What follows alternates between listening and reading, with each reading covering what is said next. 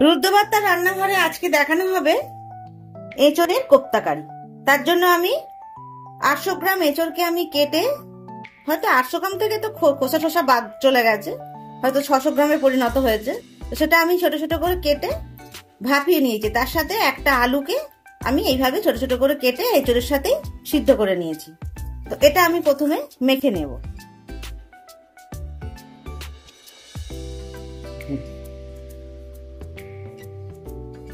এঁচড় আর আলুটা খুব ভালোভাবে মেখে নিয়েছি।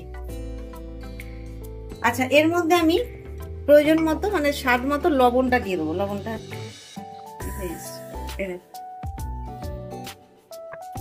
লবণ দিয়ে দিলাম।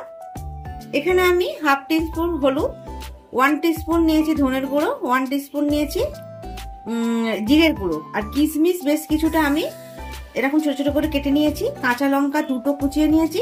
আর এটা চিনে বাদামই বলে তো, সেটাকে আমি মিক্সচার মেশিনে একটু দানা দানা করে গুঁড়ো করে নিয়েছি। সবগুলো উপকরণ আমি এর মধ্যে দিয়ে দেবো।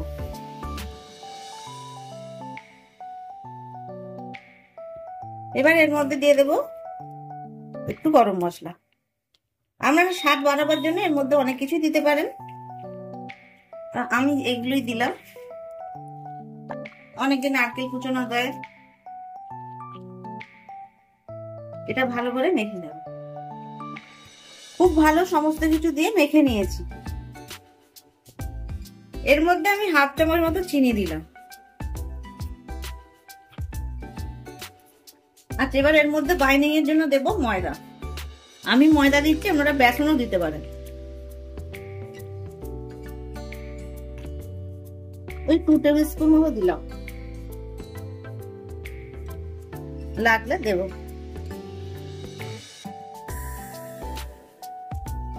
দেখি বল আকারে হচ্ছে কি। হ্যাঁ, আর দিতে হবে না বেশি, ময়দা দিলে আবার ময়দা ময়দা খেতে লাগে। এরকম করেই বানিয়ে নেব। চলো, হয়ে গেছে। হাতটা পরিষ্কার করে নিই। হাতটা পরিষ্কার করে এর মধ্যে একটু ময়দা নিয়ে নিয়েছি, আর হাতে একটু তেল মেখে নিয়েছি, তাহলে হাতে জড়াবে না।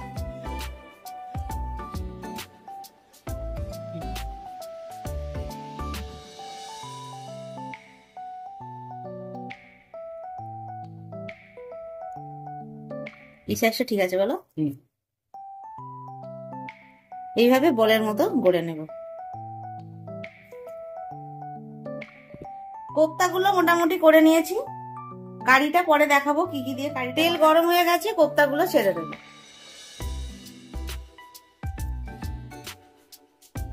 ধীরে ধীরে এগুলো উল্টে দিতে হবে, কারণ বেশি নাড়ানাড়ি করলে হবে না। একটু ব্রাউন কালার করে ভেজে নেব। কোপ্তাগুলো ভাজা হয়ে গেছে, তুলে নিলাম।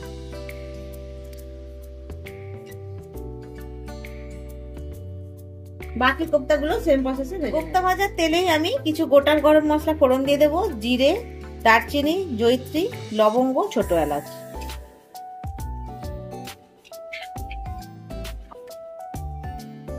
দুটো বড় সাইজের পেঁয়াজকে আমি পেস্ট করে নিয়েছি। পেস্ট মানে একদম মিহি পেস্ট নয়, একটু দানা দানা আছে।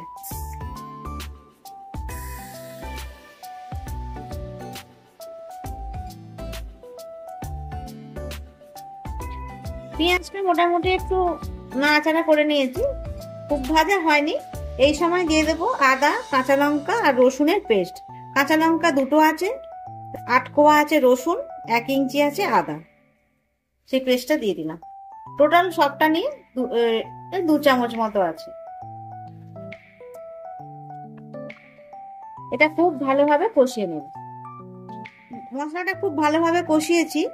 এখানে আমি মিডিয়াম সাইজের 2টো টমেটোকে আমি গ্রেট করে নিয়েছি, অনেকটা টমেটো পিউরি করে নিয়েছি। এটাও দিয়ে বেশ কিছুক্ষণ কষবো। টমেটো পিউরিটা দিয়েও বেশ কিছুক্ষণ কষে নেব। বেশ কিছুক্ষণ মশলাটা কষিয়ে নিয়েছি, মানে টমেটোর কাঁচা গন্ধ, রসুনের একটা যে গন্ধ, সেগুলো মানে কাঁচা গন্ধটা চলে গেছে। এখন একটা মিষ্টি গন্ধ বেরিয়েছে। এবার কিছু গুঁড়ো মশলা দিয়ে দেব। হাফ টিস্পুন হলুদ গুঁড়ো, 1 টিস্পুন ধনের গুঁড়ো,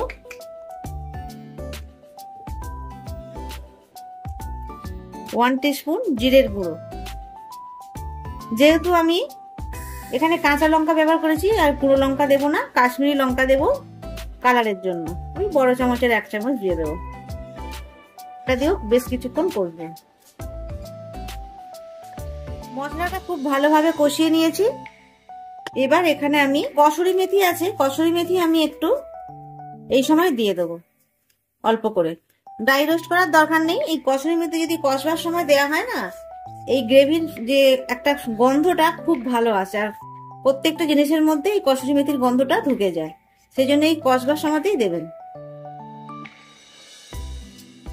ভালোভাবে কষানো হয়ে গেছে আর খুব সুন্দর একটা সেন্ট বেরিয়েছে।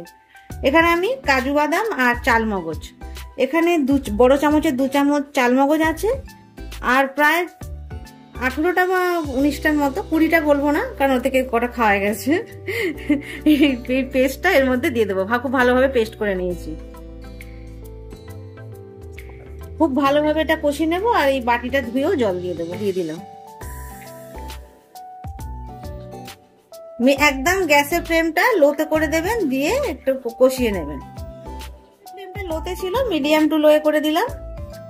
এবার এর মধ্যে স্বাদ মতো লবণটা দিয়ে দেবো।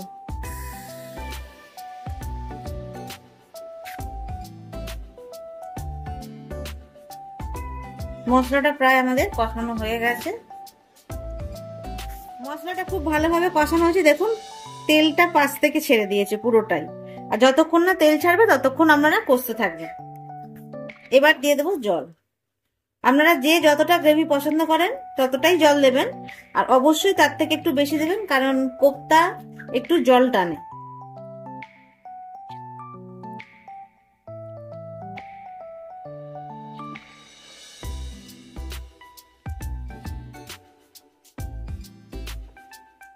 ঠান্ডা দিয়েই আমার রান্না হয়ে গেল। আরো একটু আমি জল দেব, কারণ এটা ফুটবে। গ্রেভিটা ফুটছে, এই সময় আমি চিনি দিয়ে দেব। 1 চামচের একটু কম দিলাম। এর মধ্যে যাবে এবার গরম মশলা আর ঘি। কোপ্তাটা এখনই দেবো না, কারণ কোপ্তাটা তো ওপর থেকে যেমন ক্রিস্পি মনে হচ্ছে, ভিতরটা কিন্তু খুবই সফট। তাই কোপ্তা দিয়ে বেশিক্ষণ ফোটানো যাবে না, তার আগে আমাদের গ্রেভিটা একদম রেডি করে নিতে হবে। এর মধ্যে দিয়ে দেবো আমি ঘি। এটা মেল্টেড মানে ঘি হলে 1 চামচ, আর একটু দিয়ে দিই, ঘিয়ের ফ্লেভারটা আমার ভালো লাগে।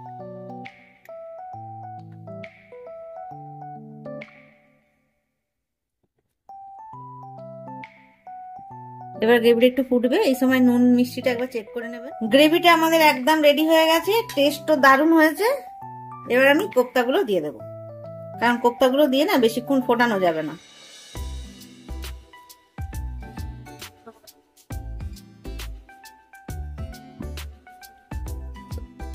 ভাইয়েরা এলে কি হবে, এই যে বকর বকর করবে।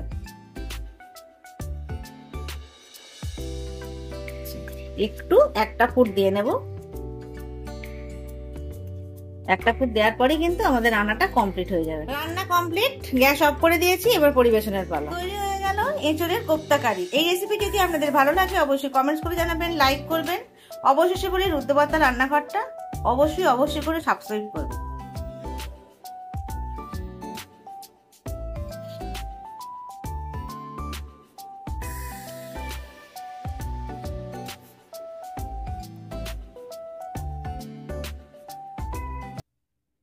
এঁচোড়ের কোপ্তা দিয়ে আজকে ভাইরা ভাত খাবে বলেছিল, তাই ভাত বানিয়েছি। আর আমার ছেলে তো ভাত মানে ভালোই বাসে, মানে ভাত বাঙালে।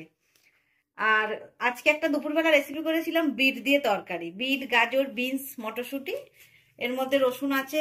দারুণ হয়েছিল, এই জন্য ভাইরা আগে ওটাই খেতে শুরু করে দিয়েছে।